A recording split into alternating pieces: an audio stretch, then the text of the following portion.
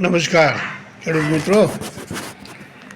સરકારની નીતિ અને રીતિ કહેવું અને કરવું અલગ વાત છે. ટેકાની મગફળીમાં આજે લાખો ગુણી મગફળીનું પેમેન્ટ 1 થી 1.5 મહિનો થવા આવ્યો છતાં હજી પેમેન્ટ ખેડૂતોને થયું નથી.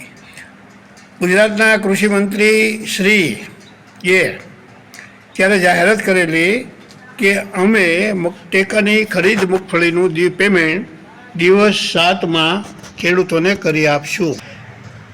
પણ કહીશું કૃષિમંત્રી શ્રી જીતુભાઈ વાઘાણી સાહેબ ક્યાં મોઢે વાત કરે છે, ક્યાં મોઢે ફાંકા ફોજદારી કરે છે એ જ ખબર પડતી નથી. કેમ કે એમના જે ગુરુ છે મોદીજી એ પણ આવી રીતે ખેડૂતોને લોકોને કઈક જાતના વચનો આપે છે, સરવાળે ટાઈમસર કોઈ દી એના વચનો પૂરા થયા નથી. એમ આ કૃષિમંત્રી શ્રી જીતુભાઈ વાઘાણીએ 7 દિવસની મહેતલ આપી હતી, એના વચન પૂરું થયું નથી. આજે ટેકાના ભાવની મગફળી ખેડૂતોએ આપી છે, જે 7 દિવસનો વાયદો એને આજે 45-50 દિવસ થવા આવ્યા છતાં હજી ઘણા ખેડૂતોને લાખ ગુણીનું પેમેન્ટ થયું નથી.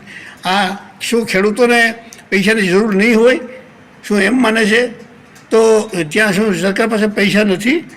પણ આ સરકાર મોદીજી ખાલી 3 કલાક 4 કલાક માટે આવે તો 2000 એસટીની બસના ભાડા ખાલી ભલે બસ જાય, હું 8 રેલવેની ટ્રેનો એનું બુકિંગ કરાવે અને એના પાછળ 4 કલાકના પ્રોગ્રામમાંની પાછળ 80 થી 100 કરોડ રૂપિયાનો ખર્ચો કરી નાખે, પાણીની જેમ વેરી નાખે. ત્યાં પૈસા આવી જાય છે પણ ખેડૂતોને માટે પૈસા દેવા થતા નથી ટાઈમસર. એવું આ સરકારની નીતિ ભેદભાવ ભરેલી છે. તો હું આ ભાજપ સરકારને વિનંતી કરું છું કે તાત્કાલિક દિવસ 4 થી 5ની અંદર જે ખેડૂતોનું મગફળીનું પેમેન્ટ બાકી છે એમને સુપ્રત કરો, એના ખાતામાં નાખી ગયો એવી હું નમ્ર વિનંતી કરું છું. અને ખેડૂતો ભાઈ જાગો.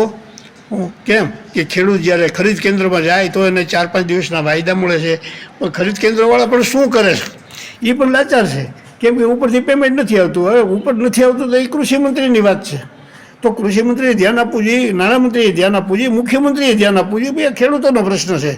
તો 4-5 દિવસમાં પેમેન્ટ થાય એવી હું આ સરકારને વિનંતી કરું છું.